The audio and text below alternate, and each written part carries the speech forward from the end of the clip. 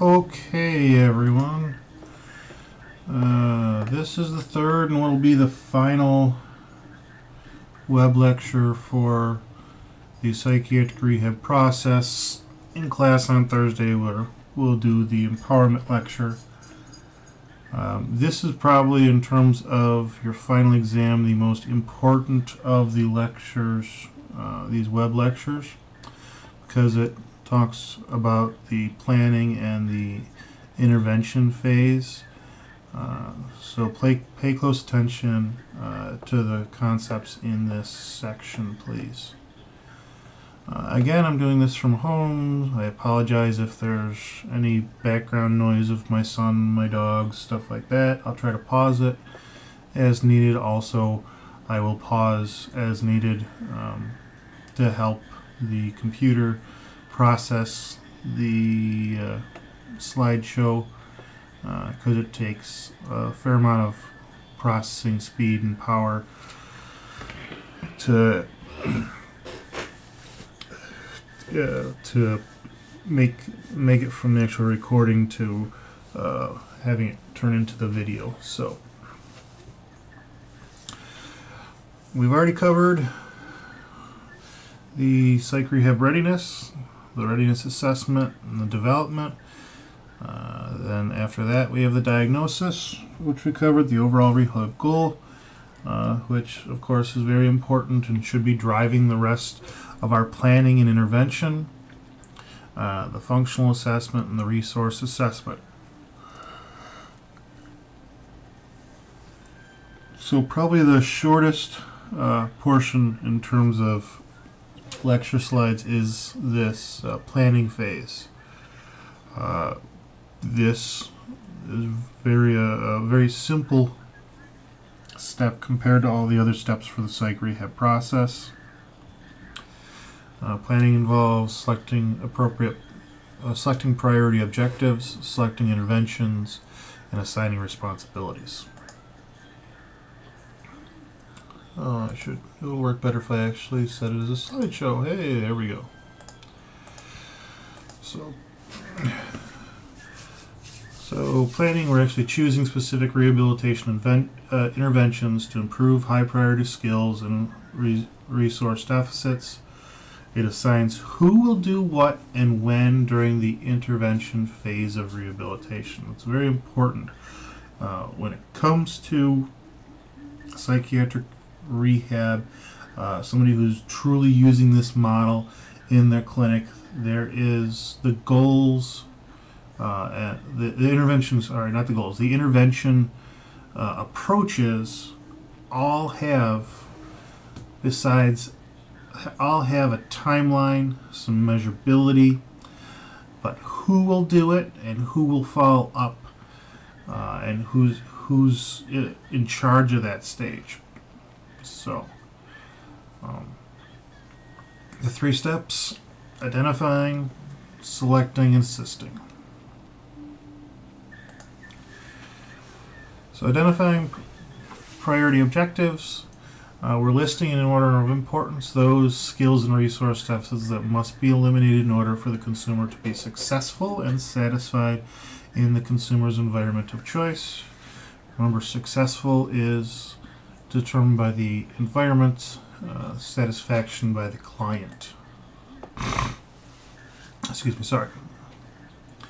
Identifying priority objectives, we should look at things like urgency, the environment's perspective on how essential or necessary the skill is or resource is for success, the client's motivation, the consumer's perspective on how important the skill of resource,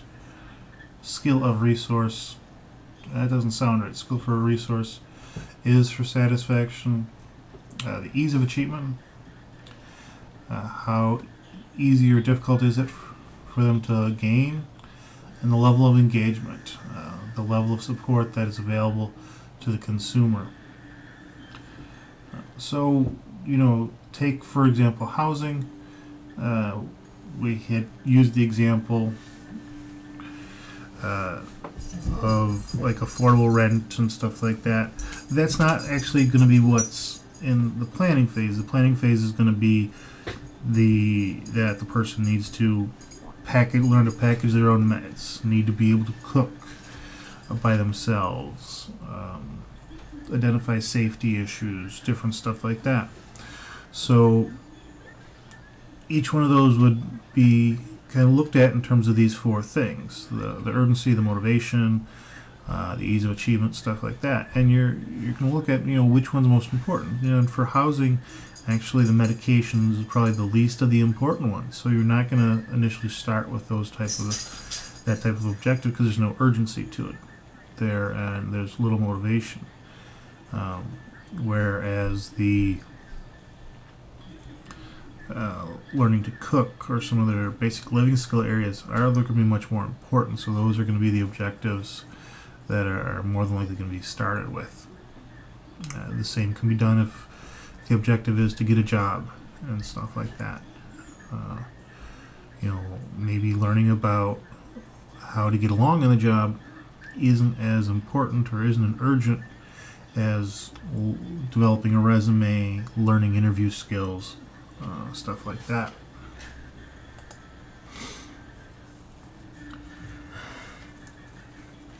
So in terms of the interventions, remember in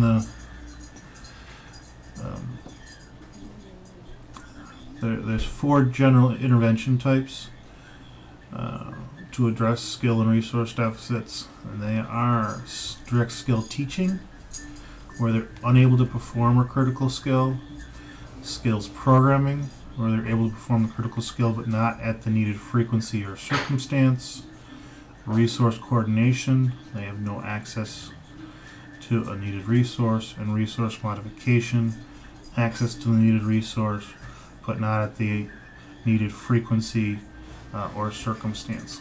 So these are kind of the only skill interventions, everything that might be put on a treatment plan in a psych rehab place using the psych rehab stuff. These are the types of that should fall into one of these four categories, and each of these categories has a specific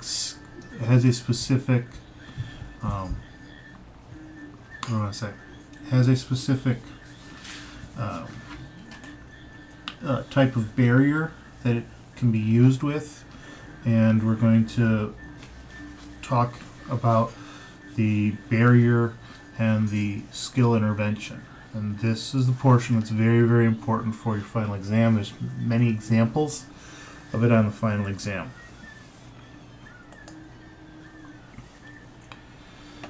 Assigning responsibilities. Say each objective is going to have whether it's something the practitioner has to do, the consumer, the other supports. We describe the responsibility, timeline, and represent this information in a chart format. Alright, so the next slide here, I actually just took the first kind of break for the process. So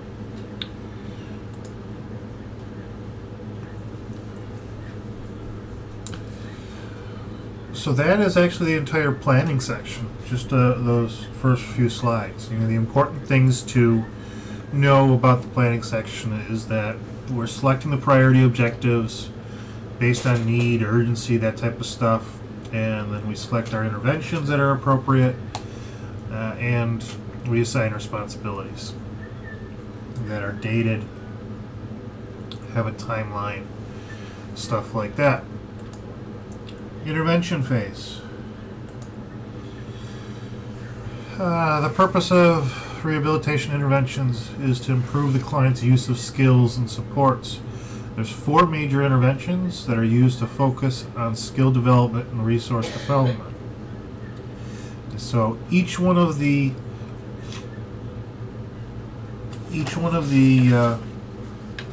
our objectives is going to have an intervention type, one of those four intervention types. They're all related to a specific reason why they can't achieve that skill. Excuse me there. I got a stuffy nose all of a sudden. 4 intervention types. As I say, we talked about this a little bit. Ready? Skills teaching, skills programming or coaching, resource coordination, resource management. Direct skill teaching. This is used when the functional assessment indicates that the client does not perform a critical skill at all. Okay. Leads the client through a systematic series of instructional activities until the client demonstrates competence use of the skill.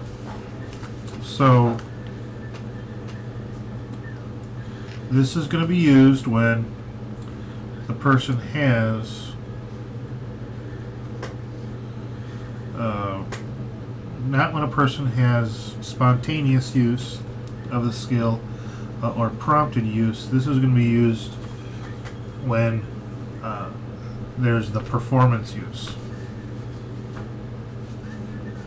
Skills programming uses a step-by-step procedure to prepare the client to use existing skill as needed.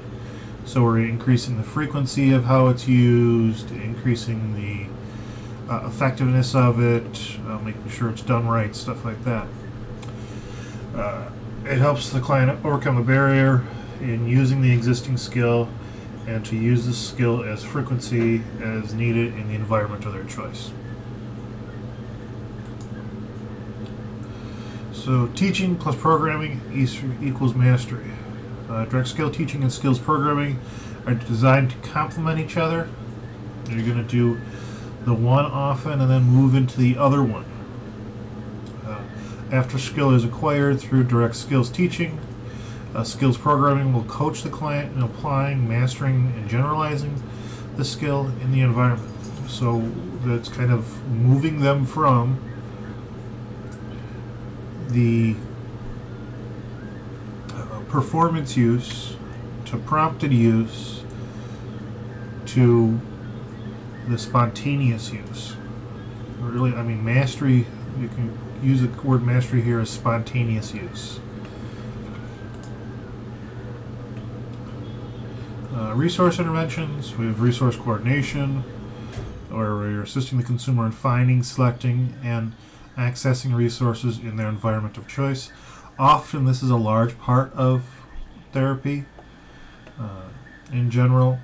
And resource modification might be in adapting existing resource to fit their need of the consumer in their current environment. This is where we might be working with the housing staff and trying to create a better schedule for them so that they feel more in control of when they have to meet the housing staff and stuff like that.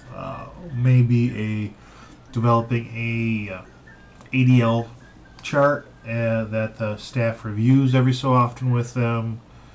A lot of different things could be resource modification. Case management services.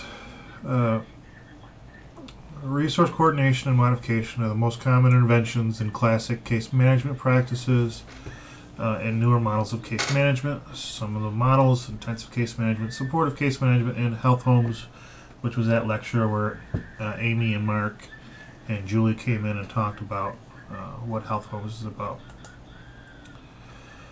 Direct skill teaching. Definition.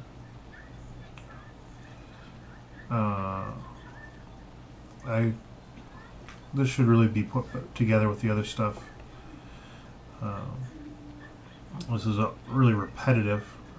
Leading the consumer through a systematic series of instructional activities, resulting in the consumer's competent use of new behavior. Condition for use: when the consumer cannot perform a skill needed for success and satisfaction within the environment specified in the ORG. So the steps, we're going to be outlining the content, writing a brief description of the critical knowledge that the client needs to perform. So the definition, the benefit, the steps, the conditions. And we're going to be planning a lesson, designing a series of instructional activities that teach the consumer how to perform the skill. Important points the instructor will present, the process and product examples, practice opportunities, and critique. So outlining the content, this is kind of an example of how it might be organized. You know, the meaning of the skill, you know, what does it mean to need to balance budget, you know, or pay their bills. The benefit of the skill and the critical steps that they need to do to perform it and the condition. Okay. Hold on. Alright, planning the lesson. This is one of those methods that was listed in the group thing and listed in the one other reading. For direct skills teaching, we often talk about the ROPES approach, which stands for review of the skill, overview of what's going to be new, review what you did in the past, or maybe review the skill, an overview of what you're going to do today, presentation, an exercise, and then kind of a summary follow-up. Kind of shows like a tell, show, do critique stuff in terms of your exercise is also important.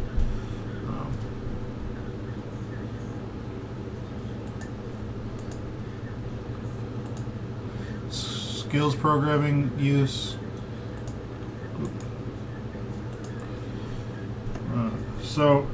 Again, it's a little repetitive, but it's a step-by-step procedure to prepare the client for the use of the skill. It eliminates the obstacles to the client's use of the skill as needed, and the condition is when the client is unable to perform the skill at the needed frequency or circumstance. So the steps in it, we kind of have to, of course, identify the barriers. What are the reasons that the person is not using the skill at the needed frequency? So this might be just identifying that they're not taking notice or identifying the need for the skill. Might be learning, might be that they need to grow in their understanding of when the skill should be used. And then determining a method for overcoming, developing a program which is a determining method for overcoming the barrier. And we involve identifying solutions and determining the sequence, the steps to overcome the barriers, and supporting the client actions. So you might identify the barrier as memory, and that they're not able to remember things as they properly should in terms of taking their medicine. And in terms of your method, it might involve doing some actually memory work to improve the memory, but probably a lot of extra helpers such as marking things on a calendar, setting up a specific board in the house of where the person should look every day for what the next stuff they should do, and then kind of we'd support the action by continuing to ask about it, to continuing to review it as we went forward to see how effective they were.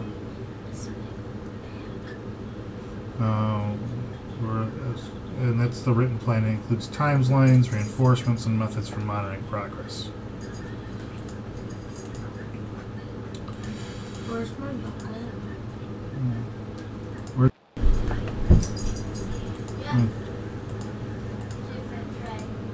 Okay. So there's 4 different types of barriers that is the way that the psych rehab process kind of brings everything together, and any type of barrier can fall, everything falls into one of these types of barriers. So the first barrier is the lack of confidence. Basically the person does not feel capable of using the skill, and some of the clues might be that they've never tried to use the skill in a specific circumstance. They give many reasons for not trying it, forgets to use the skill, cannot explain the problems in using the skill, expressing feelings of defeat, fear, or being overwhelmed. This is the type of person that can list to you in talking one-to-one maybe the steps to balance a checkbook and stuff, but they don't actually use those steps and talk about them. They have the knowledge, but they just don't have the confidence to actually apply it in the situations when it should be applied. The second type of barrier, is the lack of knowledge. Basically, they don't have the knowledge needed required to use the skill. The client will be say stuff like, I don't know what that's about, I don't know how to do that. This often sometimes is the case with a lot of consumers as they're trying to move to be more independent, because the mental health system for a long time has kind of made them dependent, made them a sense of learned helplessness. So even though the person might be 30 years old, if they've been in the mental health system since they're 18, they've never learned how to pay their bills. They don't have the knowledge of how it ends up being done in terms of paying their bills, because maybe they've lived in a group home or a treatment apartment where the apartment itself actually took care of the finances, and they only had a weekly or bi-weekly allowance that they're given, and probably that they don't spend right either.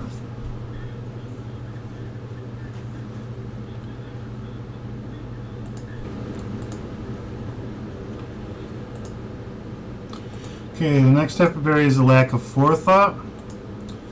Basically, they do not beforehand make arrangements for things that are required to use the skill as needed. Think of the person that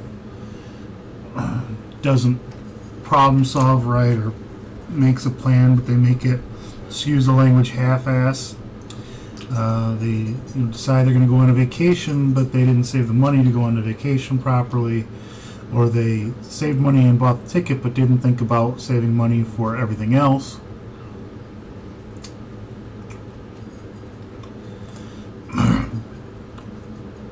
Some cues as a client identifies a lack of time or unresolved issues as a source of a problem.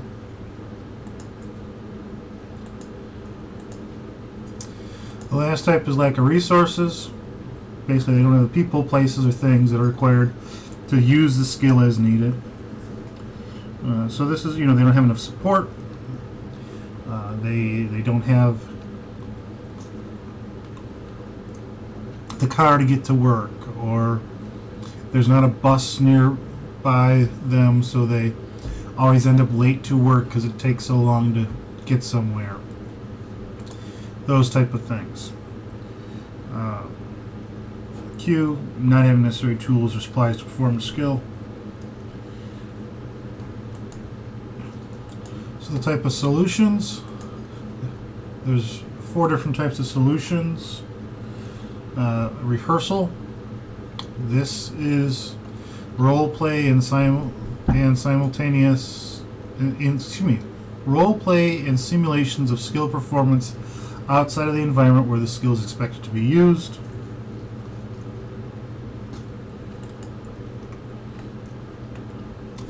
Usually the practitioner sets up circumstances in which the client is asked to act out the skill, and both the practitioner and the client critique the client's performance. So just like you guys were going to initially do the group treatment, and we were going to tape it, it was going to be taped so that I could critique plus you could critique in that case. That would be a type of rehearsal, and they would do that multiple times in order to learn the skills. Lack of planning. Not lack of planning. Planning. Identifying and establishing the steps that will be enacted prior to the circumstance of skill performance. These are the pre-steps that are integrated into the skill that is being programmed. So what are the things they need to do? This could be what are the things that a person needs to do to recognize they're getting angry, and what are the learning the coping skills. Pre-steps will prepare the client to engage in the skill when needed. Successive approximation. This is where we're establishing smaller goals with timelines that will ultimately lead to the achievement of skills goal. So this is kind of, think of it as kind of grading in a way.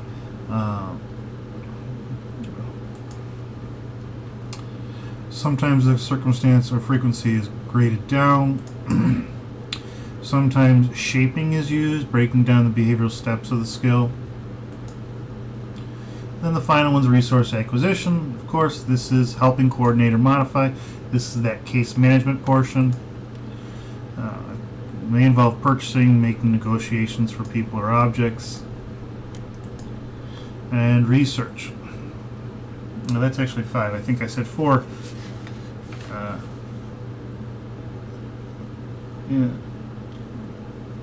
Solutions, but there's actually 1, 2, 3, 4, 5. That's 6. Sorry. Gathering needed information regarding the skill, resources or additional benefits, reasons for client resistance, and other identified concerns. May involve reading, interviewing others, telephoning, observing, visiting places, getting information, different stuff like that. So this is kind of the chart. This is the barrier over here and the types of solutions that should be planned over here. Be able to kind of get an example of a specific person and be able to infer the type of barrier and the type of solution that should be used.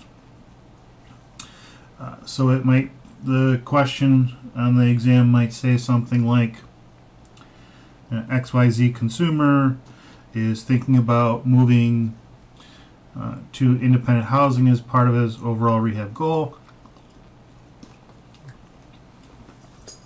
and he is unsure what supports are given at some of the different locations, what type of solution would be best to fit this barrier.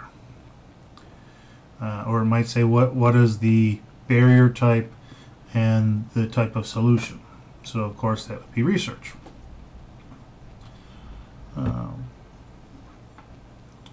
I can't think of any other examples right now at 9 o'clock in the morning. So actually what I'm going to do here is cheat and go to kind of give you a little sneak preview of part of your final exam because it has some examples on it.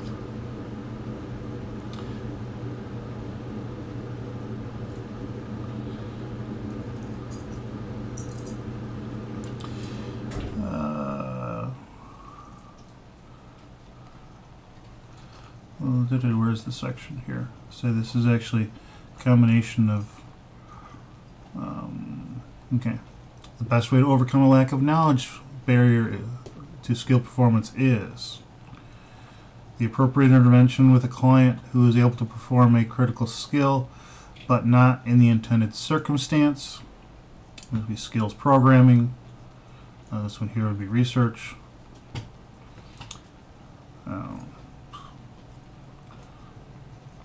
So you see there's a fair number of questions here. So hopefully now you should get those questions right no matter what on the final exam.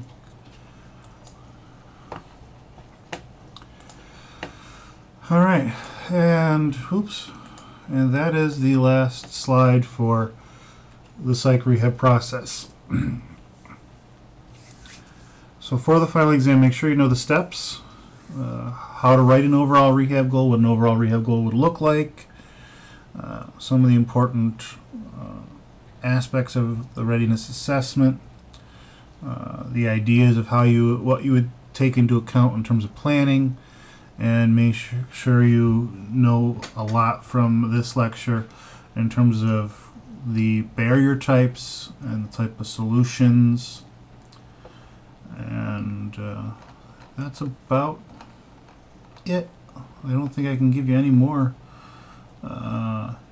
Know the type of skill uses also, whether it's spontaneous, prompted, performance use. Okay. So this is the end of the online things. I'll see you in class on Thursday, and we will be doing the empowerment lecture.